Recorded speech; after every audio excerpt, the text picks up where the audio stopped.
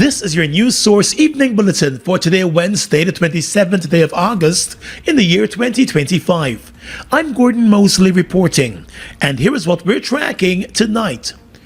Acting Chief Justice Navendra Singh will hand down his ruling on Friday in the electoral ballot exclusion case, which was filed by a member of the Forward Guyana movement, Crystal Fisher.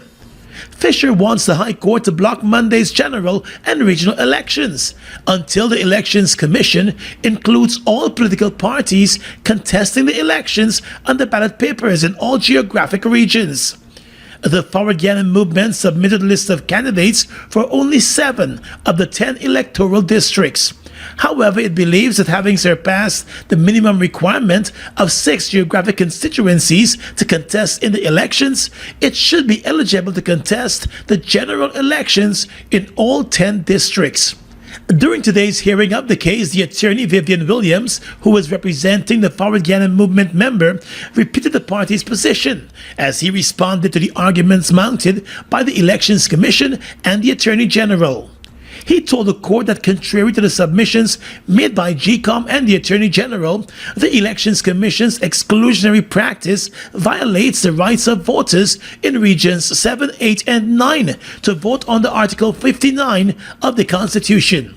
He said it also breaches Articles 13 and 149 of the Constitution and the Representation of the People Act by undermining inclusionary democracy and restricting voters' choice.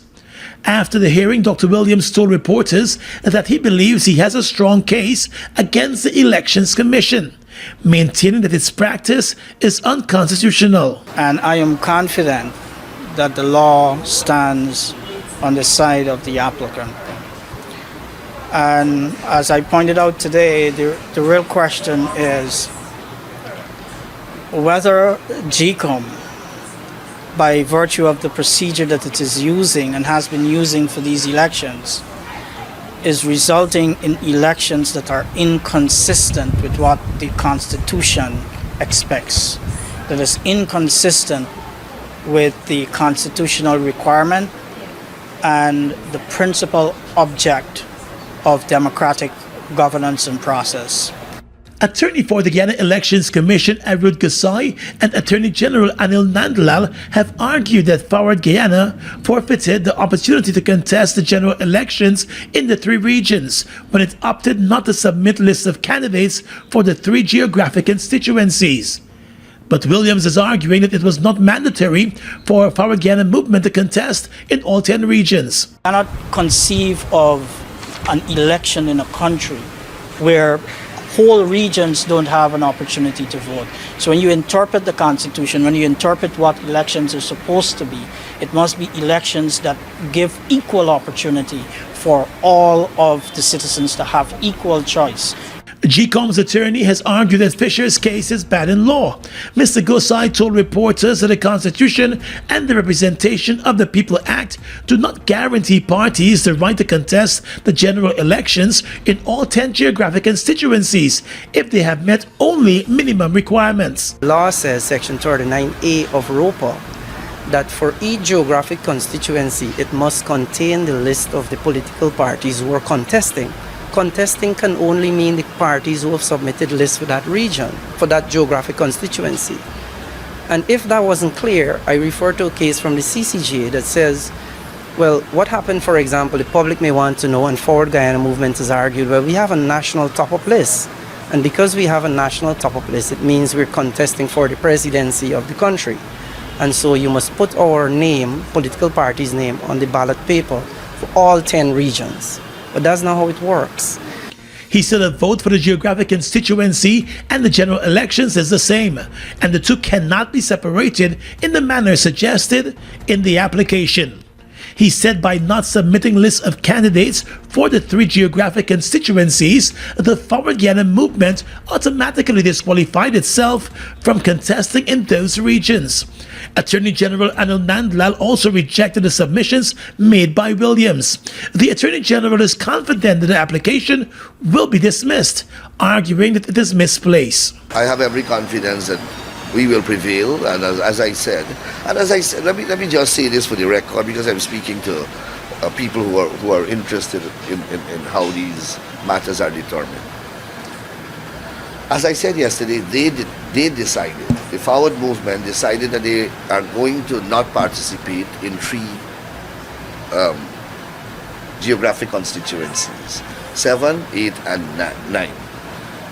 Maybe they did so because they felt that, you know, they have limited resources and they're going to concentrate on the other regions, the other 7 regions, and perhaps they have persuaded themselves that they can win those regions, and why risk losing them and use valuable resources in these 3 regions where you have a low likelihood of success.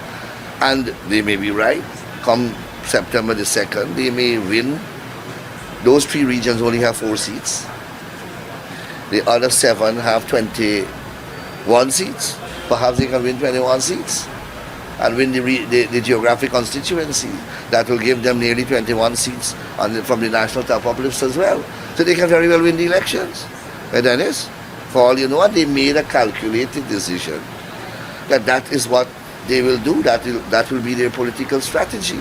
And they decided not to contest in those 3 geographic constituency. But you can't say that because you didn't contest, it means that the people of that region are being deprived of their right to vote. The acting Chief Justice has set 2 p.m. on Friday for the delivery of his decision in the matter that was filed just last week. More news coming up in just a moment.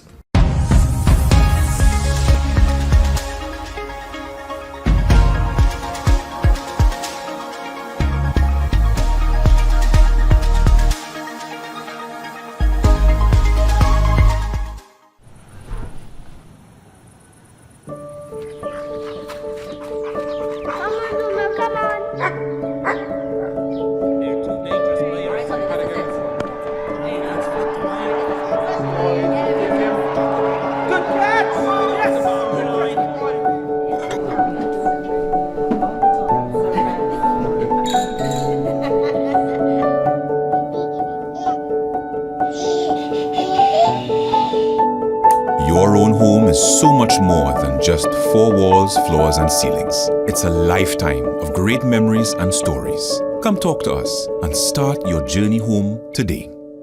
Republic Bank, we're the one for you.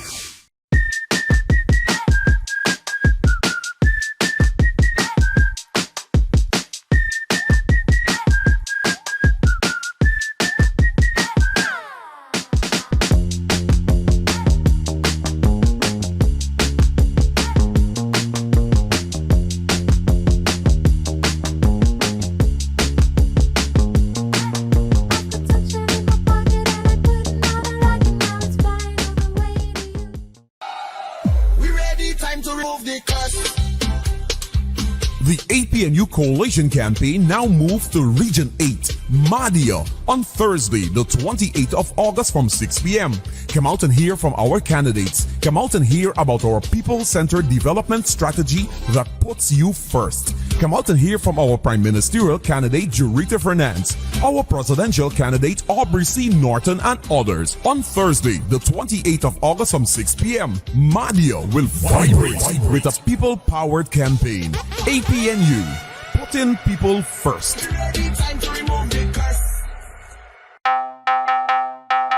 Combo pack up, we feeling best. Sunshine stacks above the rest. There is no contest, is the best mix, so we feeling best. Best value to how you're feeling. Ole cheesy, too much ripples and more combo pack of flavors galore, yeah. Combo pack up, we feeling best. Sunshine stacks above the rest. There is no contest, is the best mix, so we feeling best. Enjoy Sunshine Snacks Combo Pack. Best mix, best value. Best mix, so we feeling best.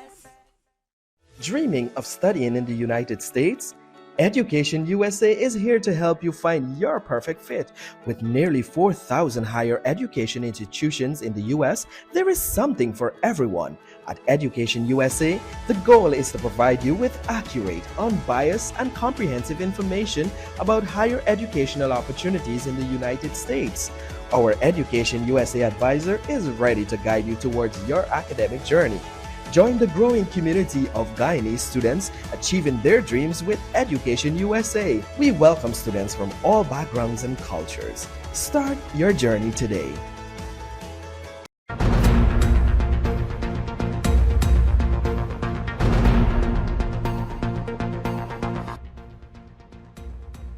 Commissioner of Police Clifton Hicken has announced that his ranks are set and ready for the country's general and regional elections on Monday. In a video recording released by the Guyana Police Force, the commissioner said the elections are an opportune time for Guyana to show the world that it is peaceful, respectful, and a united nation. He expressed confidence that the elections will be peaceful, but warned that swift action will be taken against anyone who threatens that peace. The commissioner's statement comes as political parties are throwing jabs at each other about consequences that could follow Elections Day should there be suspected electoral malpractice. Now let it be clearly understood. Any attempt to create disorder, intimidate others, or break the law will be dealt with swiftly and decisively. We have confidence in the people of Guyana. In recent years, we've made real strides as a nation in building a safer, a more orderly society.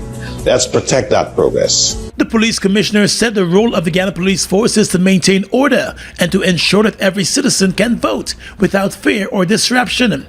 He assured that ranks will ensure that everyone is treated fairly. The Guyana Police Force is responsible for internal security and is fully prepared for the elections. Police officers and ranks will be present in all 10 of the administrative regions and by extension the 12 administrative regions of the Guyana Police Force. Not to interfere, but to protect your constitutional rights to participate peacefully and safely. The police commissioner is pleading with citizens also to ensure that peace is maintained before, during, and after Monday's elections. The $20 million Courtyard by Marriott Hotel was officially opened today, just a stone's throw away from the CJIA International Airport at Tamari. It is the first international hotel to be constructed near to the airport. The new 150-room hotel is expected to meet the growing demand for accommodation in the country, but will specifically target airline crew members, business travelers, diplomats, and in-transit passengers. The hotel, which was developed by Cardinal Investments Incorporated, headed by Chief Executive Officer Roy Basu, has 5 executive suites in addition to its 150 rooms. Once fully operational, it is expected to have a staff complement of 200 persons. At the opening today, the CEO, Roy Basu, said the hotel's opening is testament to all that can be achieved when local and international companies work together. Now, this venture highlights what is possible when foreign and local expertise merge. Its glass and steel rise with purpose, reflecting not just sunlight, but the ambitions of a nation eager to greet the world. This milestone is far more than a strategic investment in our hospitality and tourism sector. It is a beacon illuminating Guyana's international promise and our flourishing economy. Mr. Basu also announced plans to build another international hotel along the Heroes Highway on the east bank of Demerara. He said construction on that project is expected to start early next year.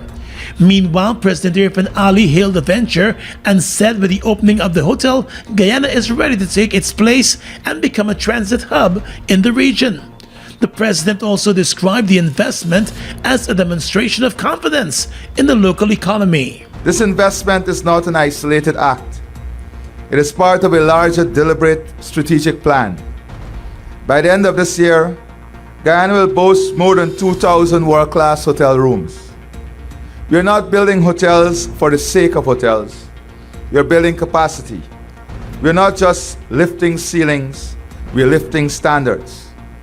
To accompany all of these investments, in the next term, we will build a world-class indoor arena where we will be able to host international events of every scale and magnitude. President Ali said with Guyana becoming a major tourist destination, investments like the new Courtyard by Marriott Hotel will be welcomed. But we also have another ambition, and it is an ambition that is bold, that is forward-looking, and that is absolutely achievable.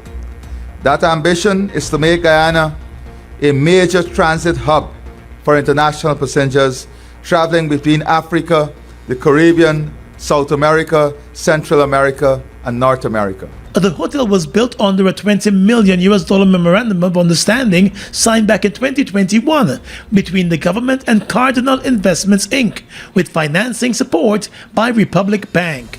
The main contractor was Basu Building and Civil Engineering Company, with engineering support from Qingjian Group Company. Tonight, the Guyana Police Force is continuing its investigations into the abduction of 2 Guyanese men, allegedly by members of the Venezuelan Sindicato gang, operating within the Eterengbang area in Guyana's Region 7. In a statement, the police said at around 5 p.m. on Monday, it contacted Damian Williams, who is a boat builder and captain of Riversview Essequibo. He is the son of one of the abducted men, 66-year-old Frederick Pollard, who is also a boat captain from Bartica. The police explained that Mr. Pollard operates a metal boat equipped with 275 horsepower outboard engines, and his son explained that the father departed Devil Hole Landing on a fuel shuttling trip to Carriacou Bank Dam at around 5 a.m. last Thursday. The man reported that on Sunday he was contacted by his father, who related that he was departing Carriacou Bank Dam to return to Devil Hole Landing with a porter on board. The man said since then he has not heard back from his father. According to the police statement, the son reported that on Monday afternoon he received a phone call from an unknown person who informed him that his father had been forcibly abducted by a Venezuelan Sindicato gang while traveling in the vicinity of Batanamu Creek. The police said in a separate but related investigation on Monday, ranks from Eterengbang contacted boat captain Colin Matthews, who is based in Venezuela. He told the investigators that he was loading his boat on Venezuelan shore when he heard gunshots. The man said members of the Sindicato gang took him and his passengers into a creek and held them at gunpoint. He related that while there he observed the abducted Frederick Pollard and another man being held captive. He said he was relieved of a drum of fuel before being sent away. The police said interviews were also conducted with 9 other persons who were passengers in the boat, and they confirmed the boat captain's report. The investigations into the abduction are still ongoing. A Guyanese woman who previously served jail time in Guyana for drug trafficking was arrested with just over 18 pounds of cocaine at the Hazrat Shahjala airport in Dhaka, Bangladesh on Tuesday. The woman has been identified as Karen Petula Stuffle. Back in 2018, she was sentenced to 4 years in jail in Guyana after she was held with over 2 pounds of cocaine at Guyana's Chedijagan International Airport. Customs and law enforcement agents in Bangladesh said the woman arrived in Dhaka from Doha, Qatar, and during a search of her luggage, agents found 22 large capsule-shaped objects hidden inside the luggage. Investigators said based on their investigations, it was confirmed that a drug trafficking accused traveled to Doha from Brazil before moving on to Bangladesh. The investigators said that she posed as a tourist, declaring that she planned to spend 1 month in the country. Law enforcement in Bangladesh believed that she really had plans to ferry the drugs to another country. In the past, most of the cocaine consignments seized in Bangladesh were traced back to South America, with their destinations being Europe and North American countries. In Guyana, roads don't give you a break, and neither should your truck. That's why there's the Isuzu D-Max, built with turbo diesel power, high clearance, and 4x4 control that owns the off-road. It's strong, smart, and tough enough for any job. The Isuzu D-Max is more than a pickup. It's your ultimate working partner. Available at Marriott, the authorized Isuzu dealer. Call 226-1306 for more details. Isuzu D-Max, master of all roads. The moment is coming. He has the ball. Will he make the shot? And he made it! Goal! This is the biggest win we've seen in ages. Feel the rush with every bet and win big. Play online at www.ibetgamesur.com. With iBet Supreme, every game is your game. iBet to win with iBet Supreme. Must be 18 years and older to bet.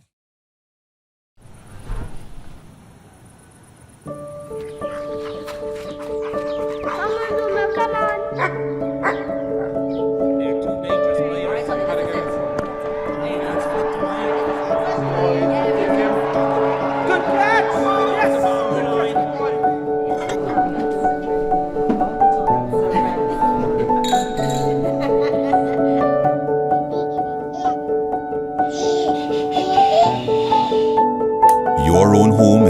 much more than just four walls, floors, and ceilings. It's a lifetime of great memories and stories. Come talk to us and start your journey home today.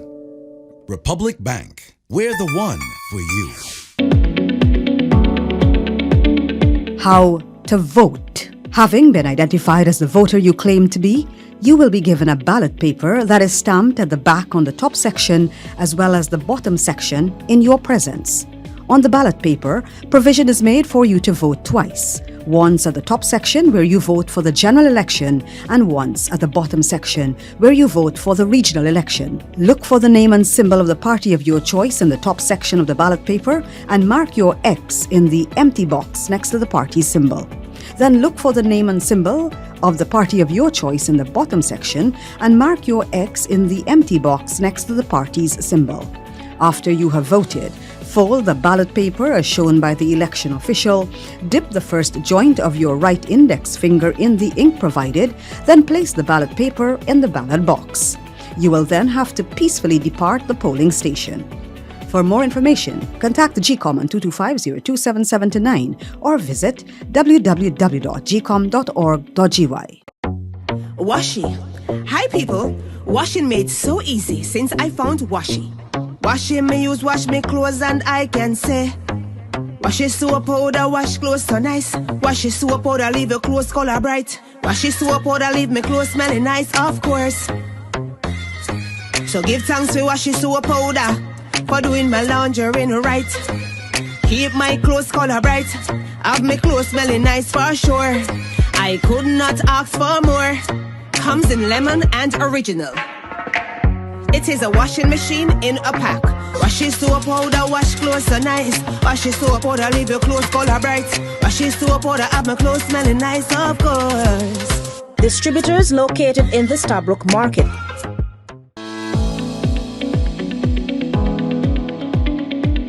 Monday, September 1, 2025 is Election Day. It is your constitutional right to vote at the elections, provided you are listed in the official list of electors. As a voter, you have certain rights. Example, the right to attend political meetings and rallies, know the various political parties and their stance on important national issues. Vote as your conscience tells you. You also have responsibilities which include voting only once for the general election and once for the regional election, respecting the voting rights of other electors, doing nothing to obstruct the election process. Vote early on election day for the political party of your choice.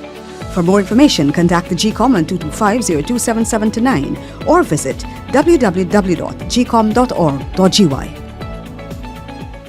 1 week after International Observer Mission, the Carter Center recommended that the Guyana Elections Commission details the tabulation process from the closing of poll to the declaration of the results. The Chief Election Officer Vishnu Prasad has done just that, detailing the process. At a press conference earlier this week, Mr. Prasad explained that once the votes are counted at the polling stations following the close of poll, the presiding officers will then hand over the statements of poll to the deputy returning officers in the 10 electoral districts. The presiding officer is required by law to deliver his, and when I say his mean his and her, his statement of poll to the returning officer. For this purpose, deputy returning officers have been put in charge of clusters of polling stations. They will be receiving statements of polls for those stations within their cluster. Prasad said once the SOPs are delivered to the DROs, those deputy returning officers will then hand them over to the returning officers. And in the case of regions 3, 4, and 6, the supernumerary returning officers for the various sub-districts will be receiving those SOPs. He also pointed out that the statements of poll will be transported in the presence of the police and polling agents of the various political parties. And I've given this overview to establish the point that in no aspect or no component of this move will there be the absence of police or party agents accompanying the statements of poll, all with a view to safeguarding the integrity of the statements of poll. The next step, he said, involves the tabulation of the votes using the statements of poll by either the ROs, that's the returning officers, or supernumerary returning officers. However, according to electoral laws, the returning officers, aided by other electoral agents or officials, would be required to scan and upload the SOPs to GCOM's website for public viewing in the interest of transparency. It is only when that is completed that tabulation of the votes to determine the results for the district or sub-district will commence. The tabulation will be done in a most transparent manner. That is, every statement of poll will be placed on a desk. A camera will be placed over that statement of poll, and this is the same that would have been done for the scanning. But this time around, it's going to show the image on a screen. We're using a 55. Okay, that's the setup that will be used in the office of the returning officer. The statement of poll will be there for all to see in a setting that assures that they are not too far away placed from these screens that they will not be able to see the numbers. While the statement of poll is on display, an authorized staff will be calling out the numbers, which numbers will be inputted on a spreadsheet that will be used on the side-by-side screen. That statement of poll will not be removed until the persons who are authorized to be in that room are satisfied with the accuracy of the information transferred. Once those statements of poll are tabulated, the returning officers will then generate their reports and declare the results of the elections for the districts. In this case, for districts 1, 2, 5, 7, 8, 9, and 10. While in the case of regions 3, 4, and 6, the supernumerary officers will submit their reports to the returning officers for further tabulation before the reports are produced and declarations made.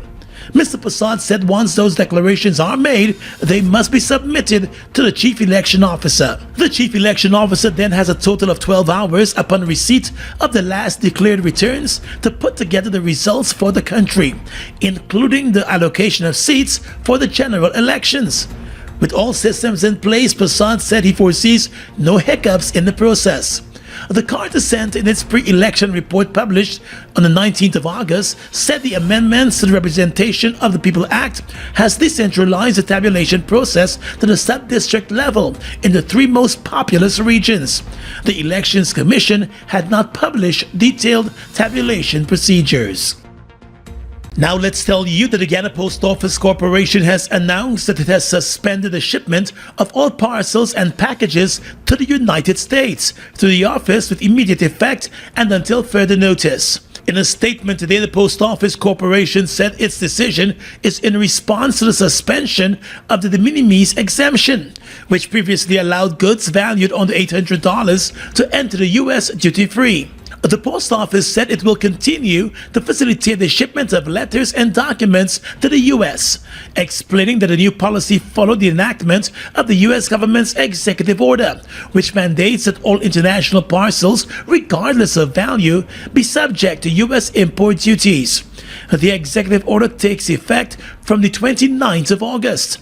The Post Office also explained that packages destined for countries that the shipments have to transit through the U.S. will also not be accepted for shipment. Those countries include Australia, Grand Cayman, New Zealand, Turks and Caicos, Uruguay, Nicaragua, Vietnam, Guatemala, Honduras, and Paraguay. The Post Office said further updates will be provided on the issue. The U.S. government announced an adjustment to its tariff regime a few months ago, with many of the new tariff arrangements now taking place. The Assembly for Liberty and Prosperity Party, led by rights activist Simona Brooms, has unveiled its Blueprint for Prosperity Manifesto, which includes bold plans to ensure free quality education and healthcare, poverty eradication, and economic empowerment through job creation and fair wages. At the launch of the party's blueprint at the Cara launch on Tuesday, the presidential candidate Simona Brooms said the core objective of the party is to advocate for marginalized voices to ensure that, like the rest of the country, they benefit from the resources of the country. Hopelessness amongst our young people, lack of opportunities. ELP, we're here because we must fix that. That must happen no more. We're saying that every young person must be able to go to university in the region in which they belong. And we're saying that the young people not only have technical institutes, but we must refashion them with science. What about coding? And we must give them an incentive, not some handout. Oil resources, $100,000 in 5 years, $20,000 a year, and you're talking about cash grant. We will do wealth transform. She said the blueprint is a living document that would see real change. According to the presidential candidate, for far too long, women have suffered in all parts of the society. And her party, the ALP, will ensure that it pushes for women to have equal opportunities. Alluding to the Small Business Act, which provides for small contractors to benefit from government contracts, Brooms said her party will be pushing for women and youths to benefit from the contracts at a rate of 10% each. And so we are talking, and when we talk about integrating women into the economy, we talk in economy. We're not talking 20% of the small contracts and just going to people. We are saying 10% women, 10% youth, and 10% for the Guyanese people. Ensure that we can measure the empowerment and growth of women. She also said by empowering women, Guyana would effectively minimize, if not eradicate, prostitution, human trafficking, and the underemployment of women, many of whom have resorted to taking up low-paying jobs at security firms. ALP candidate Oscar Jacobis said while Guyana is dubbed the fastest growing economy in the world, many Guyanese are still struggling to access basic amenities and live on or below the poverty line. That, he said, must change and will change through the ALP's leveling up policies. Leveling up means empowering the most vulnerable, whether due to geography, gender, income, or age, to access opportunities, to be secure, and to have essential services. It is central to the ALP's promise of a good change. So why are we outlining this policy agenda? Why is it that we choose that? Because here in Guyana, we've been facing some key challenges under this agenda that we want to rectify. Some key challenges are regional inequality and service gaps. We know that the quality of life that we have here in Georgetown is so very different than the quality of life compared to somebody in the hinterland.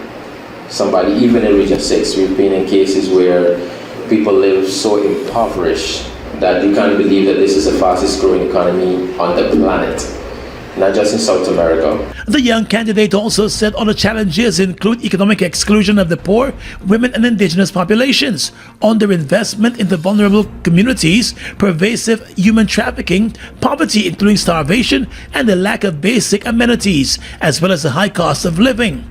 The ALP candidate said the party will prioritize the implementation of the United Nations Sustainable Development Goals, in particular Goal number 5, which addresses gender equality. Additionally, the ALP intends to establish a regional equality fund and roll out an intergenerational wealth initiative. Jacobis said special focus will also be placed on advancing the rights of the elderly and persons living with disabilities. The ALP is among 6 parties contesting next Monday's elections.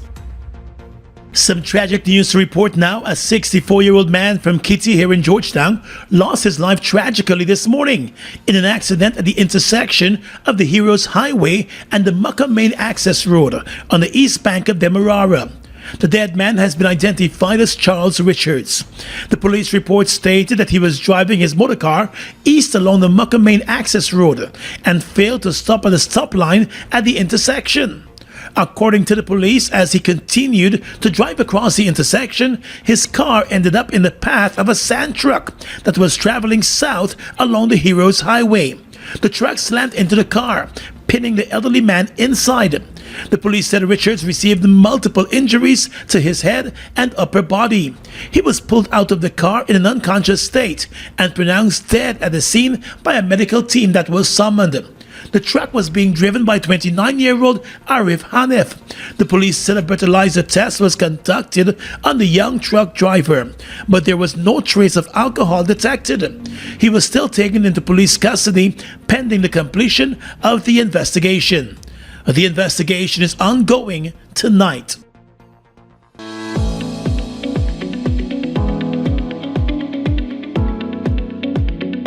Hey Nick, why you look so sour about it? Hey Brooks, bro. I telling Fiona, let me do something to make a quick raise, but she ain't want to cooperate. Well, fill me in, cause I Brooks myself. I tell Sheila we sell we vote, but to do that, we have to take a photo of our ballots when we done vote. And you won't get paid for that? So here, bro. The man said they know somebody that can pay you when you show them a photo of the ballot paper that you vote for them party. Well, bye. I in that with you, cause I need a raise too. Well, the two of you are gonna go ahead without me. Because first of all, G-Com say you have to turn off your phone when you're in the police station. And secondly, if you're found guilty selling your vote, you will have to pay a fine of $6,000 to $5,000 plus 6 months in jail. Right? So you, Nick, you're gonna decide who paying the fine and who gonna mind your children while you're in jail, okay? And you, the Jagdish, you could go and explain that to your wife. What? Pay a fine and go to jail too? Nah, I'm not in that. For more information, contact the GCOM on 2250-27729 or visit www.gcom.org.gy. We ready to remove the curse. The APNU Coalition campaign now moves to Region 7, Bartica, on Friday, the 29th of August from 6 p.m. Come out and hear from our candidates. Come out and hear about our people-centered development strategy that puts you first. Come out and hear from our Prime Ministerial candidate, Jurita Fernandez, our presidential candidate, Aubrey C. Norton, and others.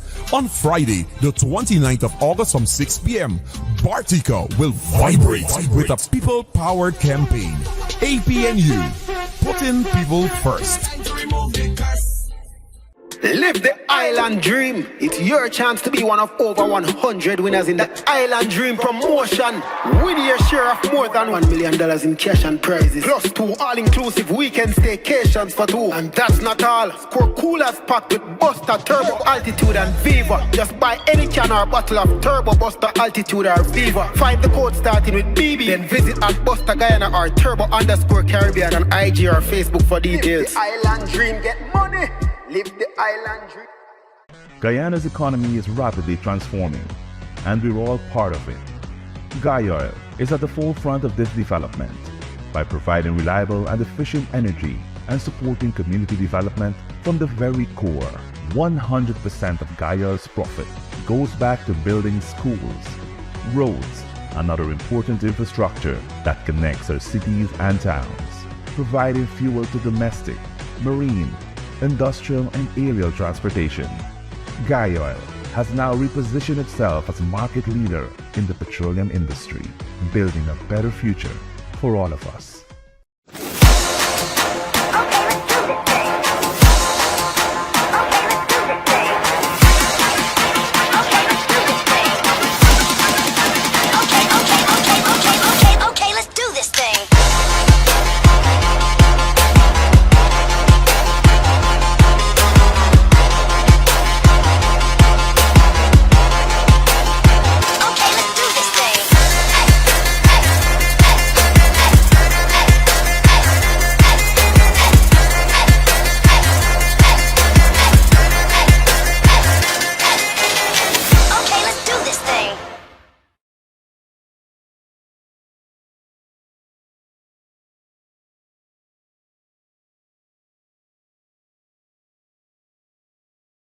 With your regional and international news tonight, I am Svetlana Marshall. in the region. Trinidad and Tobago's Minister of Public Administration and Artificial Intelligence, Dominic Smith, is rejecting any assertion that artificial intelligence could lead to a new form of colonization in the Caribbean region. The minister responded to recent warnings from Barbados Prime Minister Mia Mottley regarding the potential misuse of AI in the Caribbean. In a WhatsApp exchange with Guardian Media, Smith acknowledged the concerns raised by Mottley, noting that anxiety over AI is common, particularly among small island developing states. However, he stressed that technology, including AI, has always played a pivotal role in shaping societies. He said, and I quote, "The reality is that information inputs in the digital space, whether on the internet, social media, or AI systems, are often dominated by the most developed countries." End of quote. Despite acknowledging the risks of AI misuse, including the spread of misinformation and the amplification of cultural biases, Smith rejected the notion that AI constitutes a new form of colonization.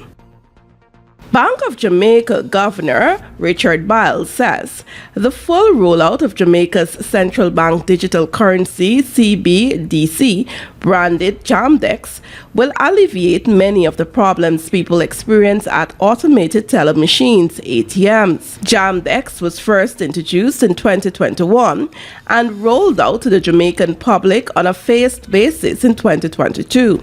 However, it is still not widely utilized as a form of payment across the country. The central bank maintains that Jamdex offers a safe, efficient, and convenient way to pay for goods and services without the need for cash. Responding to a question during the recent BOJ press conference, Governor Biles stated that retrofitting point-of-sale machines at consumer-facing establishments to accept the CBDC will facilitate a broader rollout of Jamdex. And finally tonight, international news. A California family is suing OpenAI over the death of their teenage son, alleging its chatbot, ChatGPT, encouraged him to take his own life, according to a report published by the BBC. The lawsuit was filed by Matt and Maria Rain, parents of 16-year-old Adam Rain, in the Superior Court of California on Tuesday. It is the first legal action accusing OpenAI of wrongful death. The family included chat logs between Mr. Rain, who died in April, and ChatGPT that show him explaining he has suicidal thoughts. They argued the program validated his most harmful and self-destructive thoughts. In a statement, OpenAI told the BBC it was reviewing the filing. It said, and I quote, "We extend our deepest sympathies to the Rain family during this difficult time." End of quote. It also published a note on its website on Tuesday that said recent heartbreaking cases of people using ChatGPT in the midst of acute crises weigh heavily on the company. It added that ChatGPT is trained to direct people to seek professional help, such as the 988 Suicide and Crisis Hotline in the US or the Samaritans in the UK. The company acknowledged, however, that there have been moments where the systems did not behave as intended in sensitive situations. And that's your News Source Evening Bulletin for today.